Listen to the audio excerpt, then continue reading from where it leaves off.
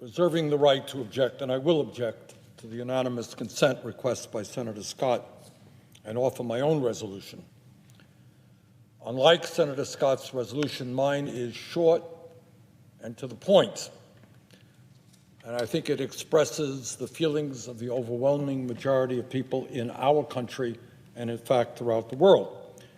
And this is what our resolution says, quote, "Whereas every Palestinian life matters, and whereas every Israeli life matters, now therefore be it resolved that the Senate urges an immediate ceasefire to prevent any further loss of life and further escalation of conflict in Israel and the Palestinian territories, and supports diplomatic efforts to resolve the Israeli-Palestinian conflict, to uphold international law, and to protect the human rights of Israelis and Palestinians." And I'd like to thank my colleagues, Senator Warren, Senator Van Hollen, Senator Kaine, Senator Carper, Senator Heinrich, Senator Murphy, Senator Merkley, Senator Ossoff, Senator Leahy, and Senator Markey for co-sponsoring this resolution. I would also like to point out that those of us who are supporting an immediate ceasefire are certainly not alone. We join with nearly the unanimous call from the European Union, with United Nations Secretary General Antonio Guterres, with Pope Francis, and with many others. In other words, all over the world, people are seeing the terrible tragedy that is taking place in the region, and they want an end to it as quickly as possible through a ceasefire. Now, I happen to have read Senator Scott's resolution, and I was particularly struck by one sentence in it on page 2. And what it says, and I quote, "The Senate mourns the loss of innocent life caused by Hamas's rocket attacks," end of quote. That was on page 2. Now, I certainly agree with that. And I think every member of Congress agrees with that. The loss of 12 innocent Israeli lives is, in fact, a tragedy. But what about the loss of 227 Palestinian lives, including 64 children and 38 women? Does Senator Scott not believe that the loss of those Palestinian lives, 64 children and 38 women among others, is not a tragedy? I believe that we should be mourning the loss of Israeli life, but we should also be mourning the loss of Palestinian lives.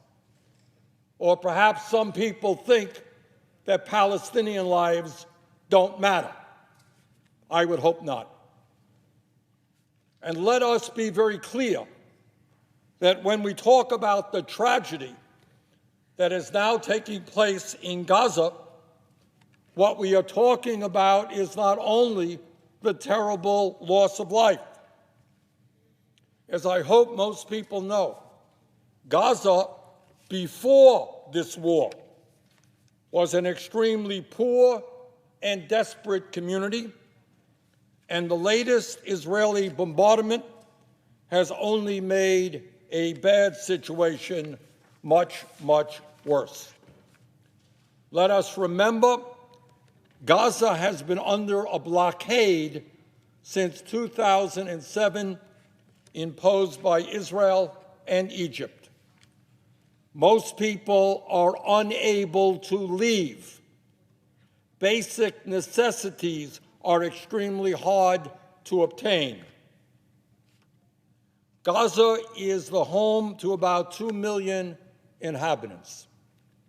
Its population density is among the highest in the world, just a huge amount of people squeezed into a very small area. More than half of the population of Gaza, some 56%, live below the poverty line. 70% of the population is receiving aid, according to estimates by the United Nations. Food rations constitute most of that aid. Unemployment in Gaza is around 45%. 48% of the population is under the age of 18, and 70%, let me repeat, 70% of the young people in Gaza are unemployed with no hope for the future. And because of this war, the bombardment from Israeli planes, the situation has gotten even worse. Today's New York Times reports that the Israeli bombardment has, and I quote, this is from the New York Times, damaged 17 hospitals and clinics in Gaza. Got that? 17 hospitals and clinics have been damaged. The bombardment has wrecked its only coronavirus test laboratory, sent fetid wastewater into the streets, and broke water pipes serving at least 800,000 people. Sewage systems inside Gaza have been destroyed. A desalination plant that helped provide fresh water to 250,000 people in the territory is offline. Dozens of schools have been damaged or closed, forcing some 600,000 students to miss classes. Some 72,000 Gazans have been forced to flee their homes, end quote. That's from the New York Times this morning. Perhaps the situation has gotten even worse. I don't know. And I want everybody to think for a moment what it means to be living in a very small territory with dozens and dozens of planes attacking and bombing. What does it mean in particular to the children of Gaza? Jess Ghanem, a professor of psychiatry at the University of California, San Francisco, who specializes in the psychological effects of armed conflict on children, told USA Today, and I quote, "What children in Gaza are exposed to on a regular basis exceeds anything that any children anywhere else in the world experience. There's basically no place to go for these children. They are unable to escape," end of quote.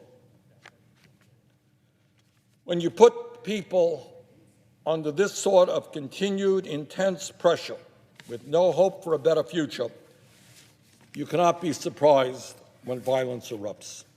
Indeed, 3 years ago, in May of 2018, I wrote a letter with 12 of my colleagues urging the Trump administration to do more to alleviate the ongoing humanitarian crisis in Gaza. In that letter, we cited Israeli defense officials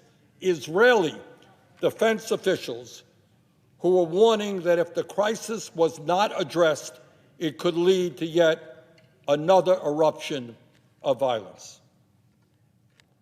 Why didn't we take notice then? And when this latest war ends, will the United States once again turn away? Will we consign those children once again to the horrible conditions they are forced to live under today? And I would hope that my colleagues appreciate that we must not do that. Senator Scott's resolution says a lot about Hamas terrorists in Gaza. And let us be clear, Hamas is a terrorist organization. It is a corrupt organization, and it is a repressive organization. But here is the irony. It is resolutions like Senator Scott's that help Hamas. Hamas would be overjoyed if Senator Scott's resolution were to pass. Now, why is that? Let us understand that one of Hamas's goals is to show Palestinians that they represent the real resistance to the occupation. Senator Scott's resolution would help them do just that. By making this all about Hamas, Hamas, Hamas, Senator Scott is effectively echoing Hamas's own argument that Hamas is the true face of Palestinians' struggle.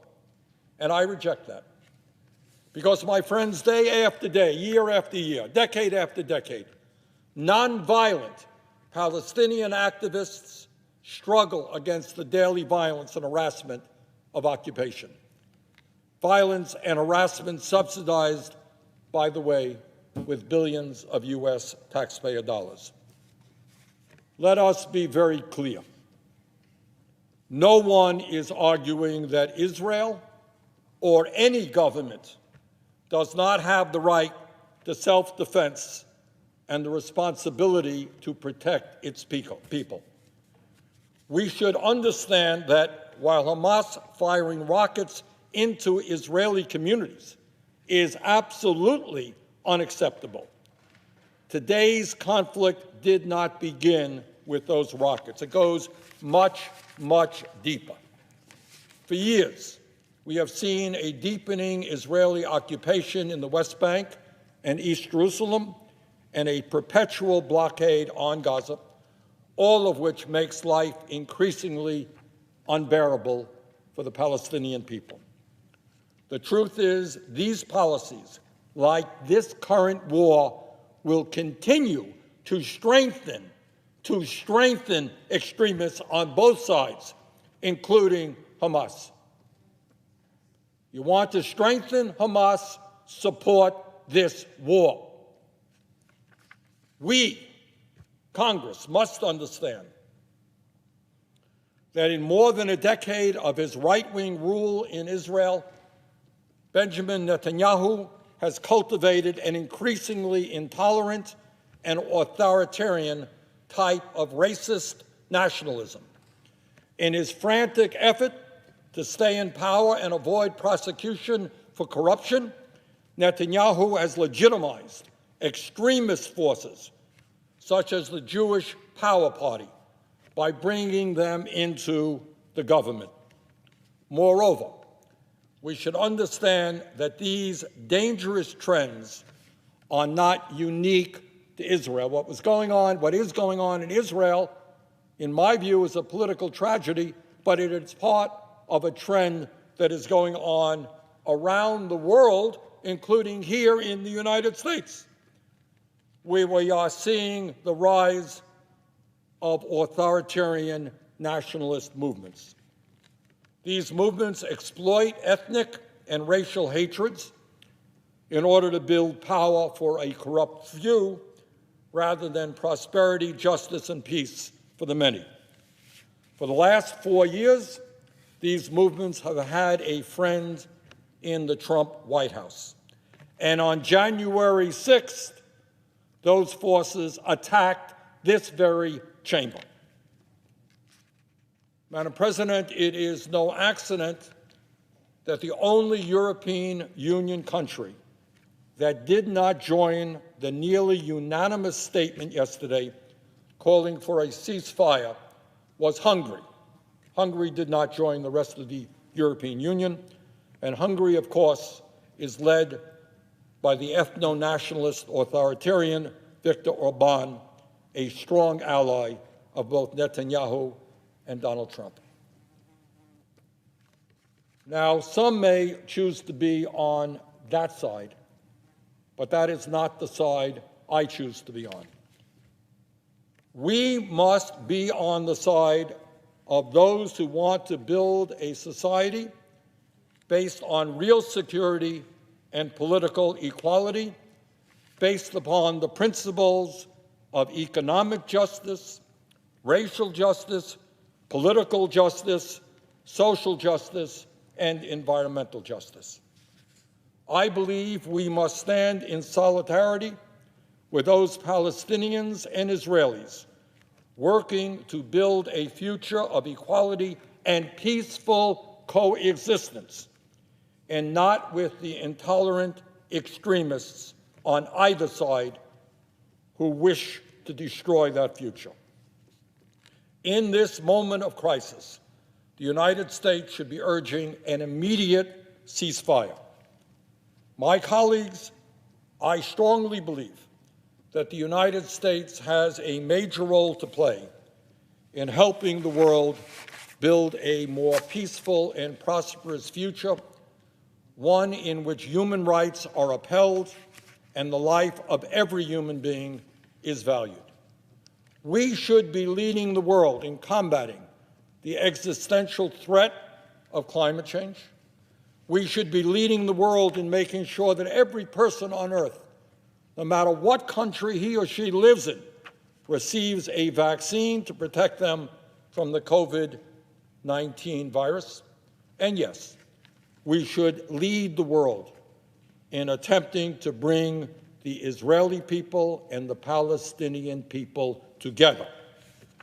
If the United States is going to be a credible voice on human rights on the global stage, we must recognize that Palestinian rights matter, Palestinian lives matter. Madam President, I object to the Scott resolution.